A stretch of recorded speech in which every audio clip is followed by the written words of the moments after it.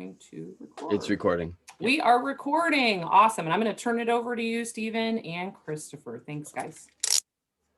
Hello, everyone. This is Stephen and Christopher again with our product portfolio. These are the first things that are coming out for 2021. And today we're going to, so this is, as we mentioned last week, our mission is Koji Spirits in every bar in America. Another way we might say this, if we want to appeal to off-premises, Koji Spirits is a household word. We'd like people to know what this is, and these Koji Spirits are really based on Japanese fermentation traditions and distilling traditions, and it's very unique to Asia rather than Western styles. However, we've really tried to craft our portfolio to tailor to Western tastes. Most shochu sold in the States, in Japan at 20 to 25% alcohol, and obviously we're not used to spirits in that range as Americans, so we're bringing a little bit higher proof. In some cases, as you'll see in today's examples. As you learned last week, we also have the Takamine whiskey, which is made with the unique Takamine process, which was the use of koji, which was patented in the 1890s in the US. And then we're really focusing on a line of premium craft shochu and shochu from Japan and awamori from Okinawa. Why did it go backwards? Okay. To refresh your memory, we have 4 product lines planned: Takamine, which we talked about last week, Honkaku Reserve, which we'll touch on next week, and CNS Select, and then which is what today's portfolio products are in, and then LP Spirits, which is a planned line of mass market shochu, but those are just in the planning stages. And you can see in our brand map underneath CNS Select, we have the Obi Collection. And that's what we'll be talking about today. So Obi is the name of the traditional belt on a kimono. And so this signifies the women producers in our portfolio. We didn't talk really very much about shochu last week, so I wanted to set a little bit of context. There are really several predominant styles. Christopher and I typically say 9, but that number is fluid. There are 4 WTO geographical indication designations. That's the Iki Shochu, which is barley shochu from Iki Island in Nagasaki, which is just that tiny island up off the coast of Kyushu you can see on the map. Kuma Shochu, which is from Kumamoto in the heart of Kyushu, and that's the home of rice shochu. And it's not necessarily where rice shochu was first created. Iki is believed to be where barley shochu was first created, but the reason that Kuma Shochu is in Kumamoto is because that's some of the highest quality rice in Kyushu, or really the highest quality rice in Kyushu in the Kuma River Basin. And we'll definitely dive deep on that once we're talking about a Kumamoto producer in a future one of these sessions. Satsuma Shochu is sweet potato shochu from Kagoshima. And if you look to the right side of, just to the east of Kagoshima is Miyazaki. It's a little bit of a little sad for the Miyazaki makers because they also make outstanding sweet potato shochu, but Kagoshima applied for the WTO designation first, basically. And they do have more producers. There's 100 and what Christopher is about 108 active distilleries. Yeah, I think it's 108 active distilleries in one prefecture. And I don't know how do you contextualize that just in terms of the per capita distillation? Well, it's off the charts. Kyushu Island is home to 10 million people, and Kagoshima is, as you see on the map, it's the brown spot there. It's what is it, about 600,000 people, Christopher? I think it might be on a good day. It might be 800. Yeah, so less than 1 million people live in Kagoshima, and they have over 100 shochu distilleries. And Kyushu Island, just to set context, is actually the same land area as the state of Maryland.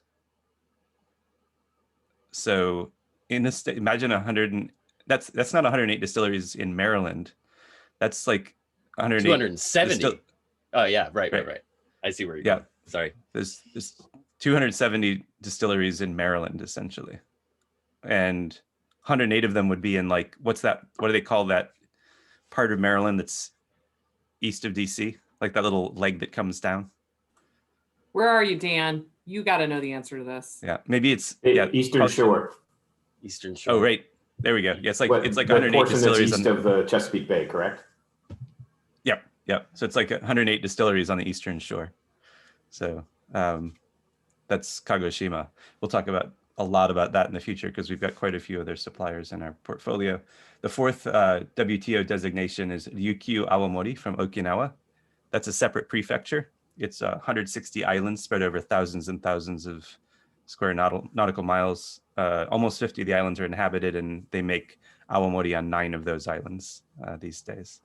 And then there's a fifth geographic indication, which is Amami Shochu, or the Kokuto Shochu from the Amami Islands, which are the islands just north of Okinawa.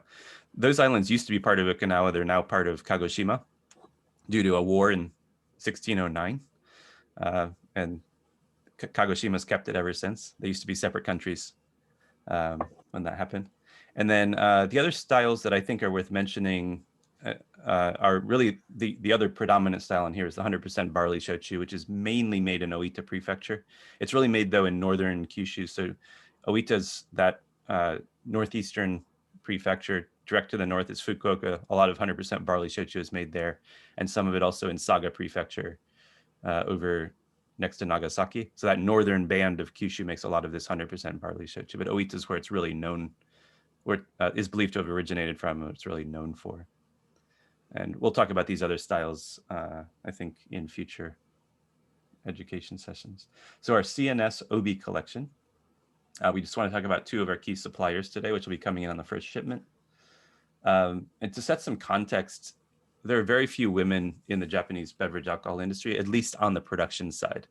You'll meet a lot of women who work for distilleries or for breweries, and they're on the sales team or they're working in the office doing administrative work, but you don't really see or meet many women who are working on the production floor, let alone women who are actually responsible for production, that are managing production.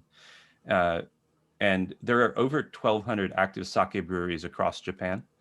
And there are approximately 30 female toji. And so toji is the word that describes a master brewer distiller.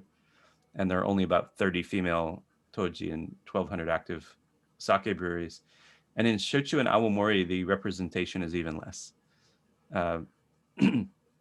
And I believe Christopher and I were trying to count them last night, and actually responsible for production right now, what is it? Probably 4 or 5 women in the 470 shochu and awamori distilleries. So about 1% of distilleries have a woman actually heading up production. There are several female presidents currently they're running their family business often because their father didn't have a son, or the son didn't want to take over the family business. But as far as production, there's only a handful of these women. And so a little bit more about our CNS line. This is, as we said, a line of premium shochu and awamori. These are all handmade or small batch products. None of this is industrial. None of this is corporate mass market. And then our Obi collection really is focused on these craftswomen who are... Stephen, can I ask if you sought these women out, or if it just happened that all of a sudden you thought, oh, I have 2 female producers. Is this something that is widespread? And then said, oh, we've got 2 of the 4 or 5. Let's form kind of like a collection around it. Great question. We actually, these were really based on personal relationships. It has much less to do with, we certainly weren't seeking them out. You know, when Christopher and I said there's 4 or 5, we don't actually know every shochu producer personally. We haven't met them. I know of another woman that I haven't met, and we think there might be another one that we haven't met, but we've met 3 of them, basically, right? And it wasn't really seeking them out, but they make lovely products. When you taste, especially the first set that I'm going to talk about from Furusawa Distillery, there's nothing feminine about this product.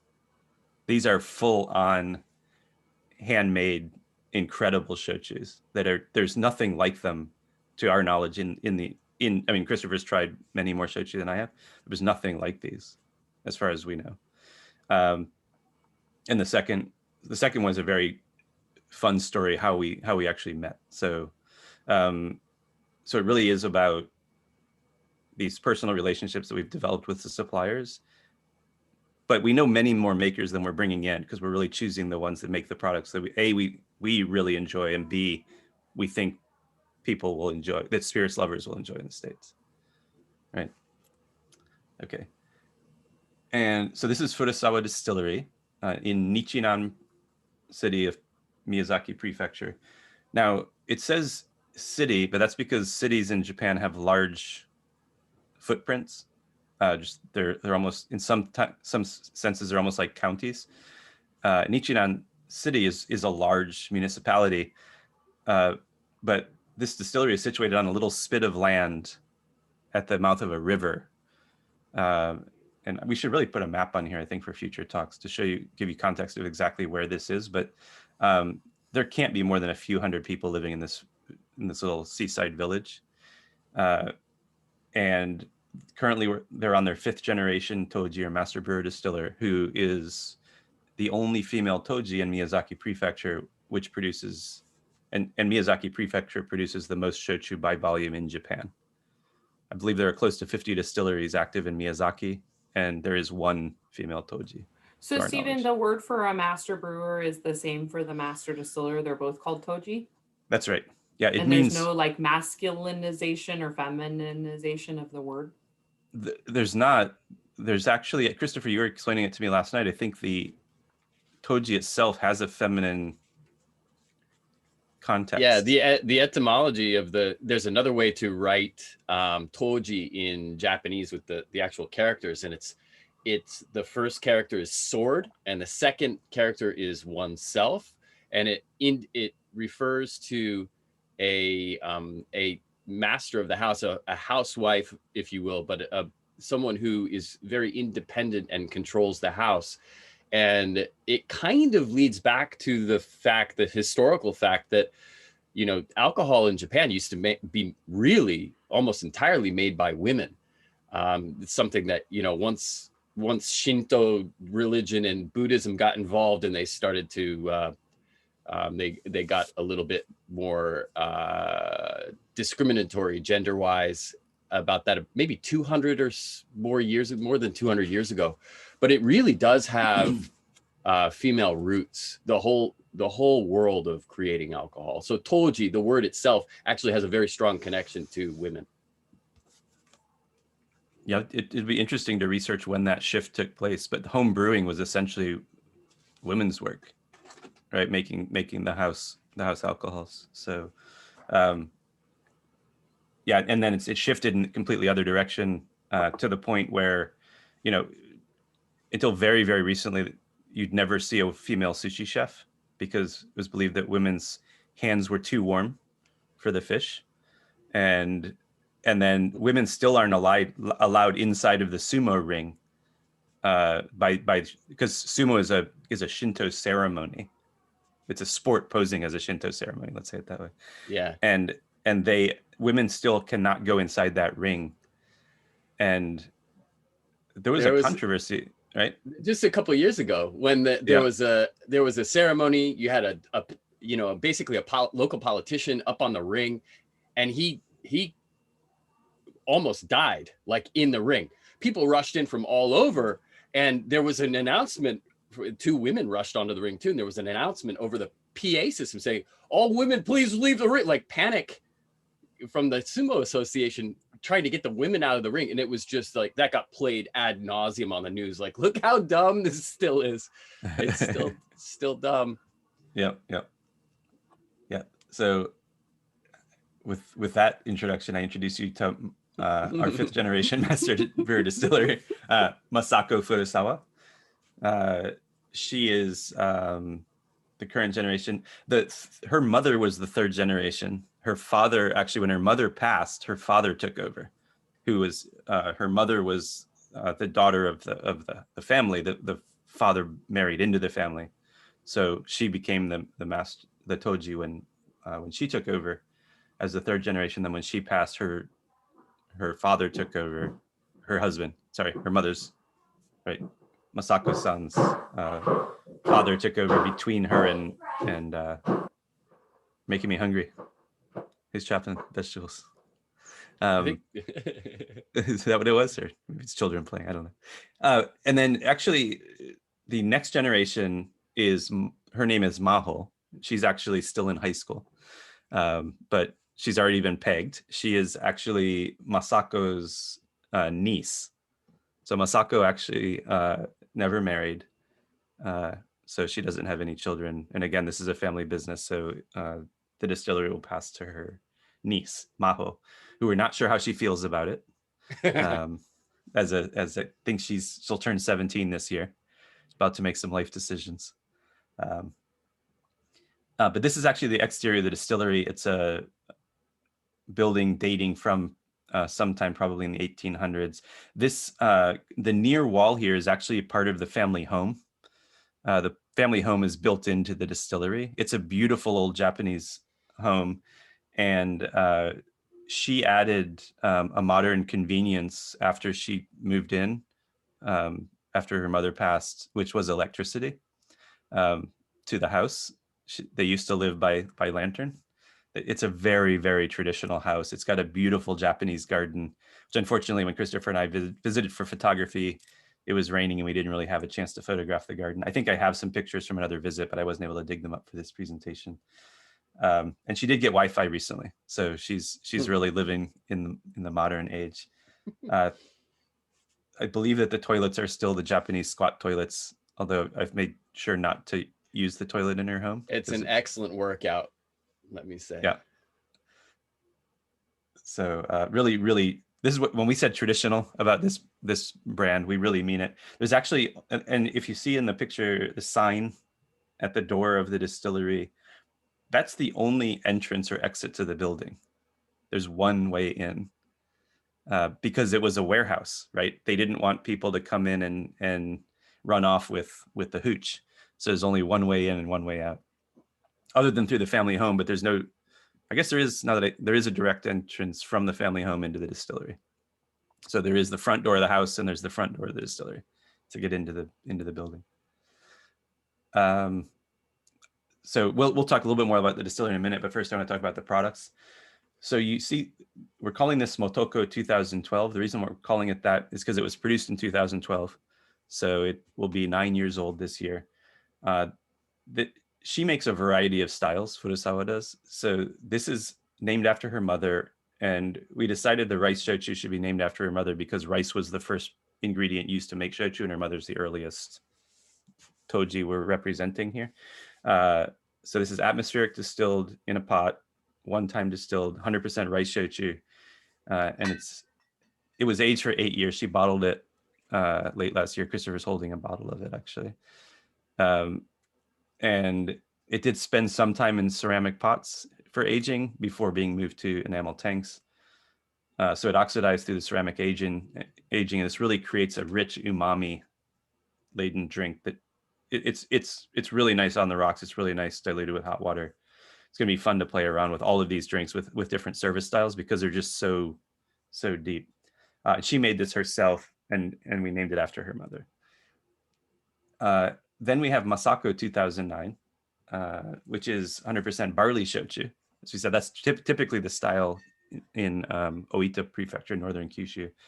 But Masako did as well because her father did. Her father was playing around with barley distillations, and she actually, one of my favorite stories from this distillery, her father, so you're not allowed to distill and store shochu above 45% alcohol under a shochu license. She, after her father passed, which I think was relatively unexpected because she hadn't taken over the business at that point, she was going through all the books and the records and everything, and there was a tank in the ledger that it designated that it had spirit in it, but there was not a lot of information about it. So she went and she took some out and took a sip, and she's like, oh, wow. And then she ran it through the alcohol testing machine, and it was 55% alcohol. And so her father had essentially made some moonshine and had kept it in the distillery, which is extremely dangerous. If the tax office found that, they would not be happy. They would have been very, very angry.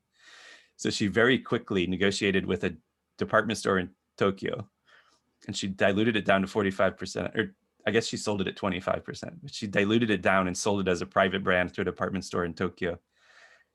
just to get it out of the distillery because she didn't want to get in trouble. And then she was like, that was, and it sold well. She was like, that was kind of good. I wonder if I can recreate that. So now she makes a 60% distillate, but she immediately dilutes it.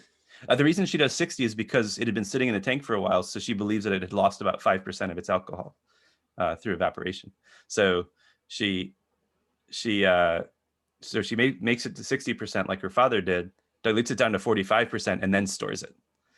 So she's tried to recreate her father's recipe without any notes about how he made it. She's just winging it.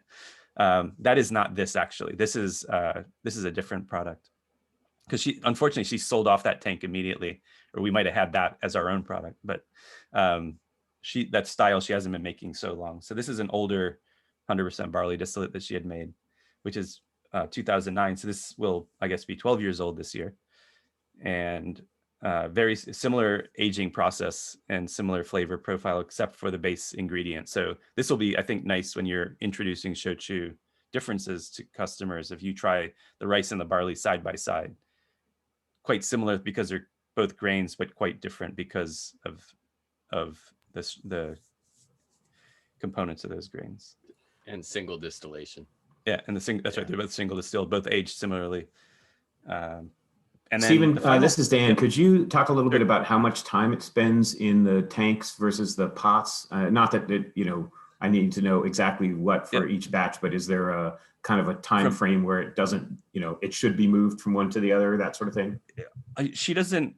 I don't think she really has a set rule. She doesn't typically age products this long. These were actually forgotten tanks.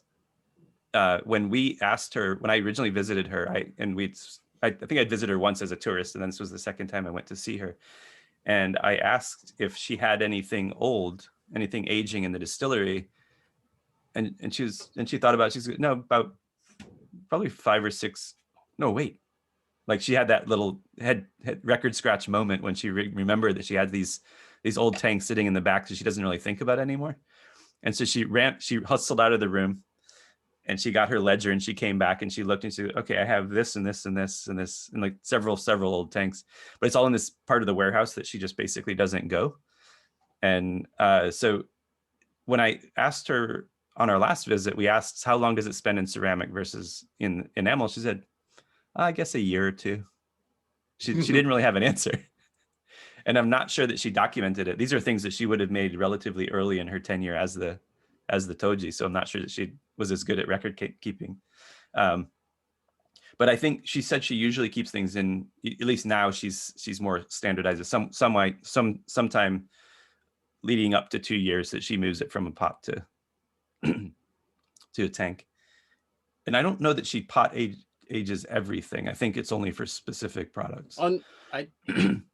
Does she? Okay. I think she doesn't have that many. Spends time in a pot for a little while. So some of them probably spend much less time because she doesn't have that many pots. That's true. For aging. Definitely true.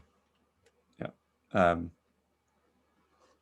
I ask with these pots, is this a particular, is it like a ceramicist that specializes in making pots that are like a particular mineral content that like allow things to oxidize at a particular level, and like they specialize in this almost like a cooperage would with barrels?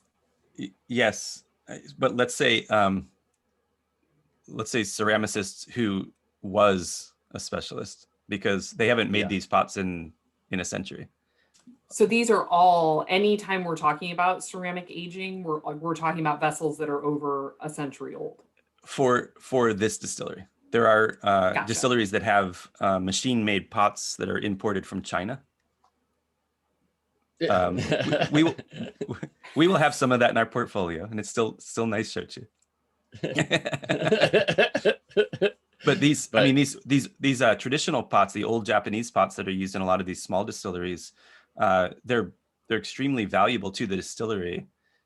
So a lot of times you'll see where they've been repaired, because they'll crack in it, because these are actually buried in cement floors. And so you can imagine if there's an earthquake and that floor shifts, the pots can break, which is part of the reason you don't keep it in the pots very long for aging, because you don't want, if those pots break, you've lost your entire store, right? So typically it's a relatively short time in the pots. Although if they're going to do long-term pot aging, the pots tend to be Above ground. above ground, sitting in sand or gravel basins, so that if the ground does shift, the pot's not going to crack. And often in like wooden frames to hold them up if things start to shake. Okay, where was I? All right. And then our final product is Mahoko, and we added ko to her name, which I'm sure she didn't appreciate, because that is, the ko is a diminutive for females. Women often have ko at the end, but it's an old-fashioned way of naming people. So she might have been named Mahoko if she was born in the 70s, but not if she was born in 2004. We named this after her because she was born in 2004 and it was made by her grandfather. So this is not actually Masako's work. This is her father's work. And I believe is the last of his shochu that will be available for sale. So I think there's a story there as well. And it is as old as Mahoko. So, or Maho, I'm sorry. Let's not call her Mahoko to her face. And this one is a very similar sweet, but this one's sweet potato. So it's a rice koji first fermentation, adding sweet potato the second fermentation. Again, spending time in ceramic and then in enamel. This is, to me, one of my favorite shochus in our portfolio. And I say that not having tried it in probably a couple of years. When I first tried this, I was like, this is absolutely it. We originally wanted to bottle this at Genshu, which means at full strength, undiluted. But we made it was only, but it had, in the time that we were planning this, the tank had dropped from 38 to 37% alcohol. So we decided to just dilute to 35 so that we can maintain consistency as we empty the tank. I don't have offhand how many liters are available, but it's less than 10,000 liters are available of all of these. And this was 100% sweet potato, or you said it started out with rice koji? It's rice koji. Yeah, and actually it's long grain. It's Thai rice, as is the rice shochu. So the rice shochu is actually very similar to, it would be almost like an awamori made with white koji, which is extremely uncommon in Japan. And all of these are made with white koji. I should specify that as well. Can you help me a little bit here? So this is rice koji and then there's sweet potato added to it. So is it like a percentage one thing or the other? It's volume, it's weight. So typically it's somewhere between 1 part rice to 4 parts sweet potato, up to 1 part rice to 6 parts sweet potato. Sometimes I've heard of even 8 parts sweet potato. The rice is all koji. It's all koji rice. So it's all been inoculated with the koji mold. And it's creating the amylase that's breaking the starches into sugars, both in the rice itself, and then also those same enzymes are acting on the secondary starch source, which in this case is sweet potato. So in 100% barley shochu, you're growing koji on barley, and then you're adding more barley to it for the second fermentation. For the rice shochu, you're starting with rice koji and you're adding more rice to it. And that helps. That's what I was looking for. That helps. Thank you. Yep. It's if you're familiar with sake production, this is like the shubo, which is the yeast starter, which is the koji 100% koji rice with the yeast in water. It's almost like it's kickstarting the entire fermentation, and so that's typically done with rice. And if it's not done with rice, it's usually done with barley, and then it's very rarely done with sweet potato itself. I think it's difficult to grow koji on sweet potato. And then also sometimes buckwheat, which we don't currently have any buckwheat shochu in our portfolio, but we will in the future. So buckwheat is soba. Is it a bit of an oversimplification to say that this is any kind of hybrid then between the other two, because they're both 100% barley koji, rice koji, barley, rice? Or is it kind of no, the sweet potato, you mean? No, yeah. I think Christopher, I think there's no records about how sweet potato shochu originated, but I'm sure that they were not starting with koji on sweet potatoes. I think they realized that this made it probably a more efficient distillation, or more efficient fermentation to get the Kickstarter from the rice, but there's no records about how this evolved, unfortunately. Yeah, distillation in Japan certainly started from rice. So I think they were, they've always been going, that's always been the foundation. Yeah, so adding something else to the rice was probably originally just trying to use less rice because rice was valuable as a commodity. It was the form of tax for a lot of their history. And also it was, people needed it to eat, to survive. So if you could use an alternative substrate in your fermentation, in addition to the rice, then you were increasing yield without, assuring yourself of starvation once winter came. Who needs solids? Come on. Liquid diet. So coming back to the distillery itself, so this is on the right actually is the Koji Room, and these small wooden boxes is where the koji is kept overnight during the second night to cool it down. The table in the center, there would be a mound of koji inoculated rice that is then broken up into those boxes. And we'll have videos of these sorts of things in the future. But unique to Furusawa is these boxes are made without nails. You can see the wooden dowels that come through. And she actually brands her insignia on the box itself. So that it's a nice little room. And then the window that you see there, that's actually the window of the Koji Muto. You can see the window above the boxes in the picture on the right. That's looking out the window into the Japanese garden. On the other side of that garden is her house. So the eaves that you see there are the eaves of her house. So she can look out of into her backyard and see her Koji room. That's how it's all built into the same structure. Yeah. I think she might have been born in that home. She has, since she was 1 day old, she has been just, absorbing these aromas every day of her life. She's lived this. It's really, actually, it's a very unique story in that sense. We don't have any other suppliers who essentially live in the distillery, who grew up in the distillery like this. That's right. To this extent. Not yet. True. Yeah. Are those masu in the foreground, like those little boxes on the table? Yeah, they're not. They're larger. But yeah, these. So what that's being used for is when they got the big pile of rice. That's the scoop. That's the shovel that's used to fill the box. Okay, because those look bigger than the sake masu. Yeah. Those could be those might be 10 masu, like isho being the size. Isho, which is 10 of the masu units. Here's her fermentation room. So you can see these clay pots buried into the cement floor. And then we've got this close up on the right. That's actually koji mold growing on the wall of the distillery. That's your distillery mold, but black koji. So she does her first fermentation in these ceramic pots. The second fermentation is in the stainless tanks, but these tanks are only about 1,000 liters. Often when you see stainless tanks in other distilleries, you're getting up to much, much larger sizes. And so she's distilling one of those stainless tanks at a time as she's making her products. If you look at the picture of the ceramics, you see the along the edges of the room, the pots with the wooden lids on them, and it's got like plastic wrap and then the lid. That's her aging pots.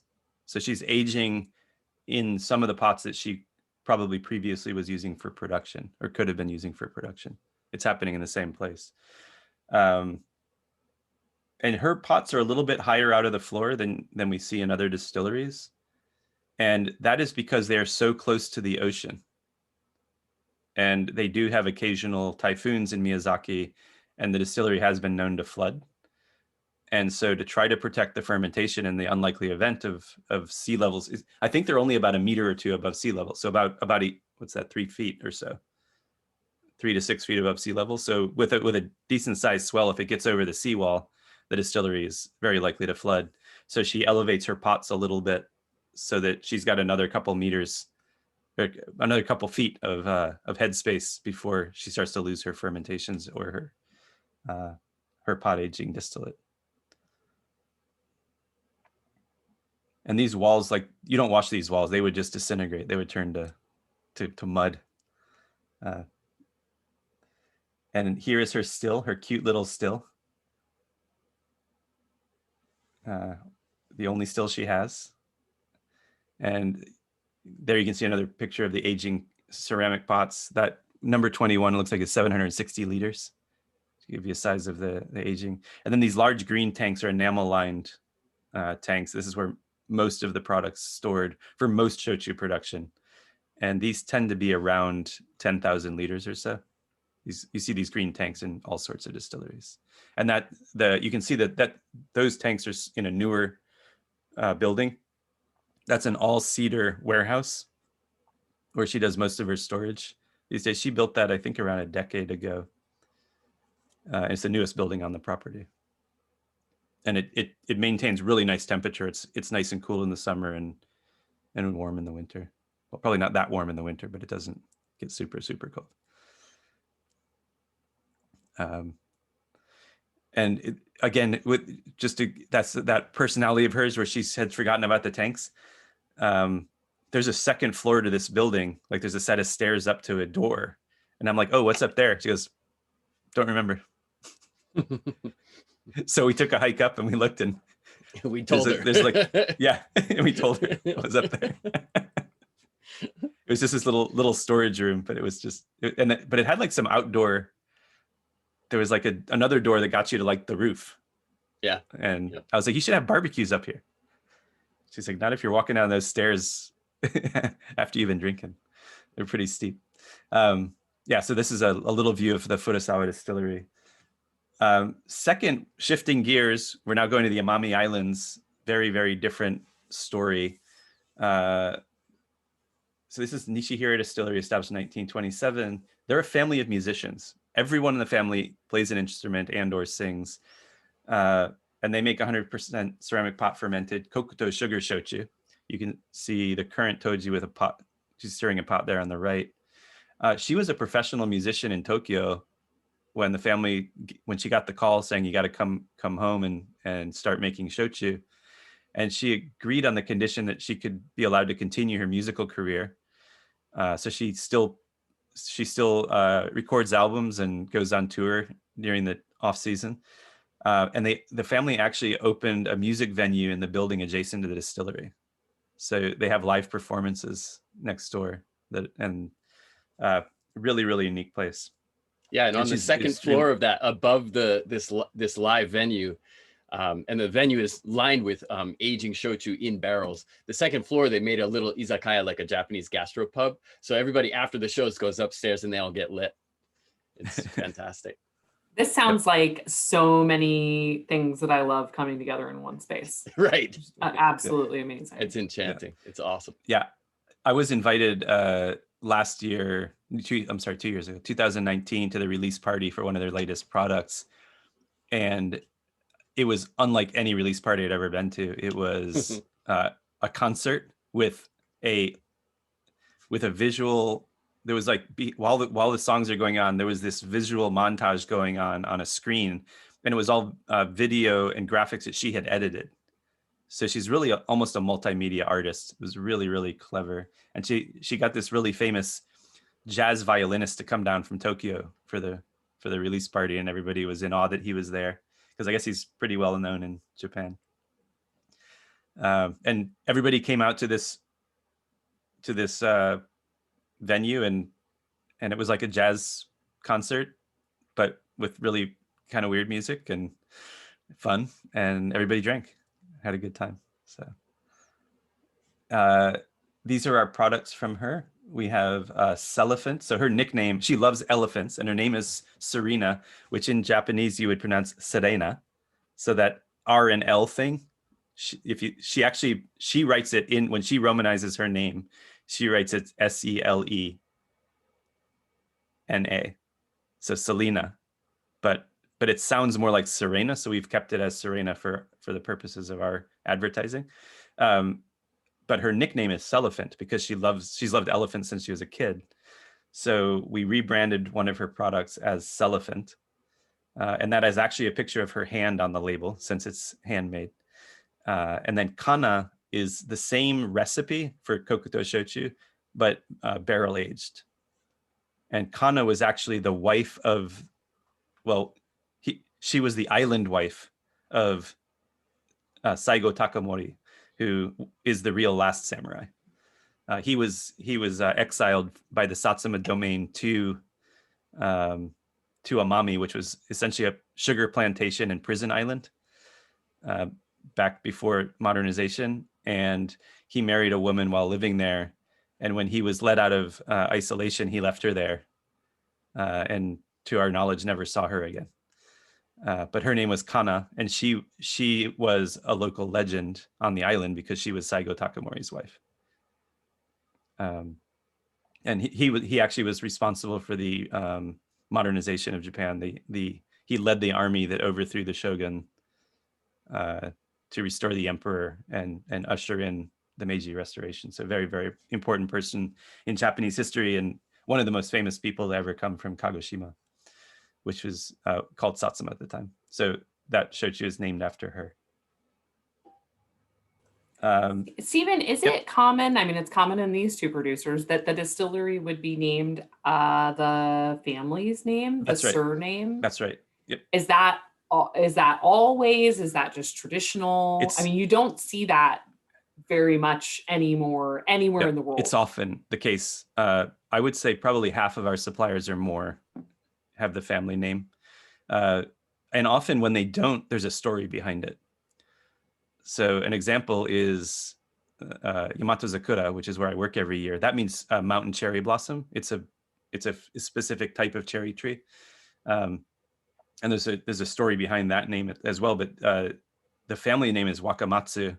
And right down the road, there's a sign for Wakamatsu Distillery. And it turns out that the current Toji's father and his brother had a fight. And the father ended up with a distillery, but the brother ended up with the name. So the Wakamatsu Distillery does not exist. It's a sign on the side of the road, and he contract distills. He has a contract distillery that makes product for him under his label, but he doesn't actually make anything. And then the actual Wakamatsu family distillery is now Yamato Zakura, and that's where they're still making the traditional shochu that we all know and love, and you guys are gonna hopefully love as well.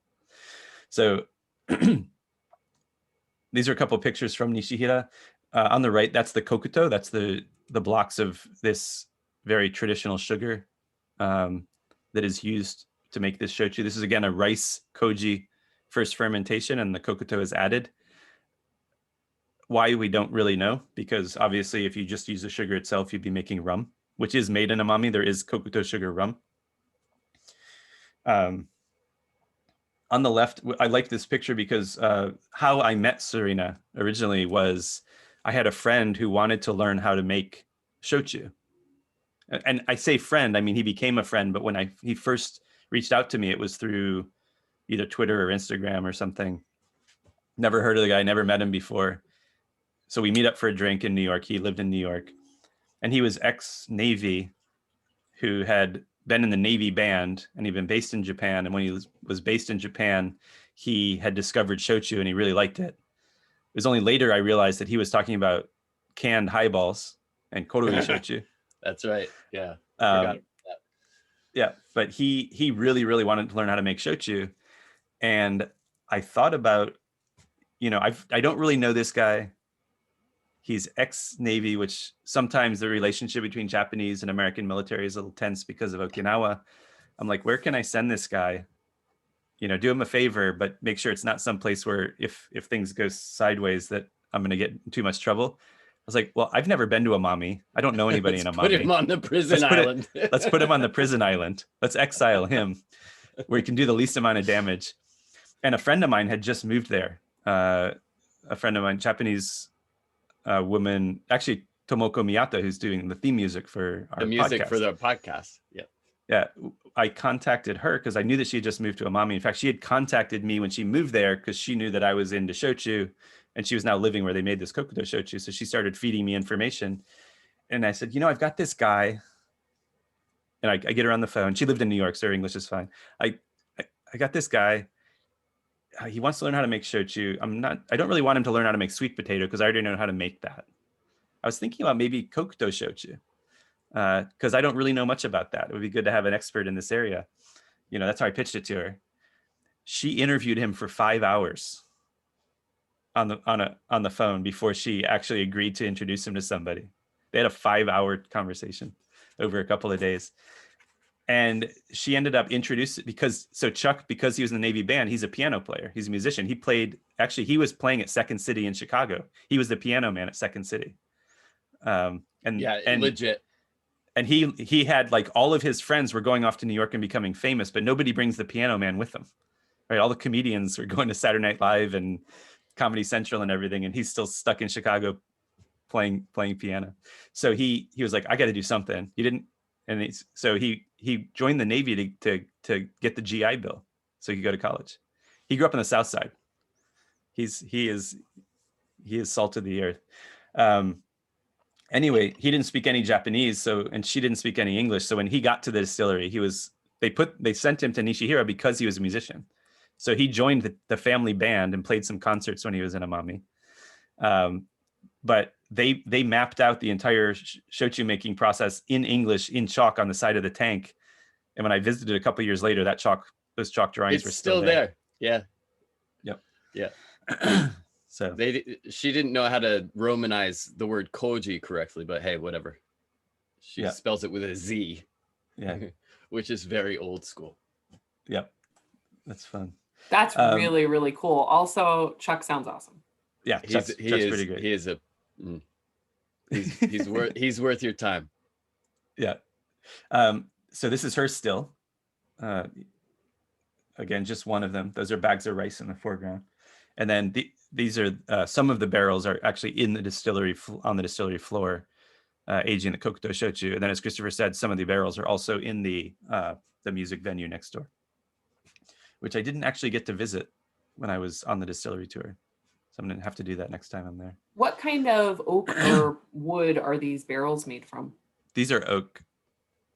Are they like Japanese, or they're Spanish, they're American, they're... Excellent question. I'm guessing, Christopher, do you know? No, I don't. We'll have to ask. The cooperage does not look traditional French or Spanish. It doesn't look European. It looks like used American cooperage, but it'd be nice to find out. There's a lot of that ends up in Japan, so I would not be surprised. They don't look like Ariake barrels either, from the Ariake cooperage in Miyazaki. So yeah, probably our bourbon casks. Come on, Jake, don't you recognize the distillery? They turn the barrels around the other way, I can tell you. We'll ask for a photo. Yeah, and as we mentioned, those are 445 liter barrels. Correct. They appear to be. Yep. Yeah, 435, 445. Yep. It only the Kano only spends about a year in the barrel. It's not a long aged. Well, if they're 445, they're definitely not bourbon casks. Bourbon casks, I think, are 200 and change, 220 something. Yep, they're typically like 220 to 250, depending. Yeah, it's hard. I can't get scale here, so I can't tell at all. Okay. And then I can't read Japanese, so I don't know what those things say. Yeah, there's the date of storage. It looks like. You guys you're on air in just a few minutes too, just so you know we're running low on time. Dan?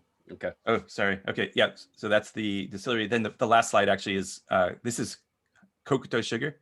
So you've got your raw cane that's pulped and then boiled down into this molasses, and then that's dried into, I don't know if it's technically molasses, but it's this unrefined liquid sugar that's then dried into those blocks of sugar that you saw on the earlier slide. These blocks here, and yeah,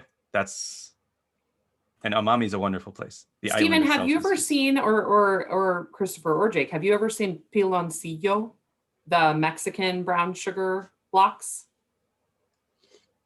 That's what that reminds me of.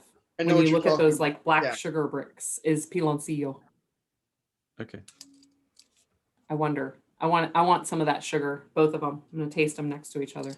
Oh, we have questions out there, anybody? That was awesome, guys. That's an awesome use of an hour just going through 2 distilleries. I cannot wait to taste all of these things. Good. We've got a couple minutes if anybody's got any remaining questions. If not, obviously, too, everybody knows that you can always email Stephen, Christopher, Jake, I mean, everybody. And we can certainly build on this next week. Yeah. Are there stylistic differences by prefecture or region? Ian, this is going to take an hour to answer. Yes, there are. Bye. That really. Yeah, that didn't take long, right? Yes, Ian, there are differences. Did we hear how long the barrel aging is for the Kana? Yep, just 1 year. 1 year. Thank you. Yep. She does some longer age stuff, but that's not what we're putting in the main brand. We may bring some of that in later if it's popular. But barrel aging is becoming more common in shochu, but it's still a minor style. Well, then you said too, because it's restricted on color. Yeah. So you really have to balance how much you can actually age till it gets to a certain point. Right. That's right. Ian, we're going to have to address that broad question later. Yeah, we will come back to it, Ian. I promise you. Good deal. Super promise. I'm going to ask the same question I asked last time, but I'm not going to put the pressure on Jake. Who's going to sum up the elevator pitch? Nice. Is it going to be Christopher? I think it is going to be Christopher. Yeah. I said I'm not going to. The elevator pitch. You got to give us your 2-3 minute sales elevator pitch. For which style? Because these are totally different. I know. So just pick one. Pick your favorite. Yeah. Okay, I'm gonna go with the Kokuto. So we're going with the Amami Kokuto style. This is recognized by the Japanese government as its own unique style. It was codified into law on Christmas Day of 1953. You can only make it on this small necklace of islands between Kagoshima mainland and Okinawa. It has to be made with a rice starter fermentation, and then it's this kokuto, this rich, this treacle, molasses, grassy, dark sugar that is almost completely unrefined, and it has a variety of expressions from super floral and fruity to all the way to something that you can chew, something that you can almost, it's like for sailors and expectant mothers. It's a really, really full-on mineralistic, beautiful style of shochu. How was that? That wasn't bad. And I want to drink it. We don't have Insta Live today. That was yesterday. So Christopher just has to teach in a few minutes. Oh, right. What time's your class start, Christopher? Sorry. 10:40. 10:40. So he is. I was going to say we still got 8:30 on the East Coast, so we got to let people go. But we're going to keep doing this. We're going to get there. This is awesome, guys, and this is just scratching the surface. We all know that, and I appreciate you sending out the presentation early so we can go through it. We'll see everybody again a week from today. I really look forward to it. Next time we're just going to talk about the shochu made by guys, so it's not so interesting. Yeah. It'll be interesting. Thank you, Stephen. Thanks, Christopher. Nice to see you, Jake. Thanks a lot. All right, guys. Have a great night.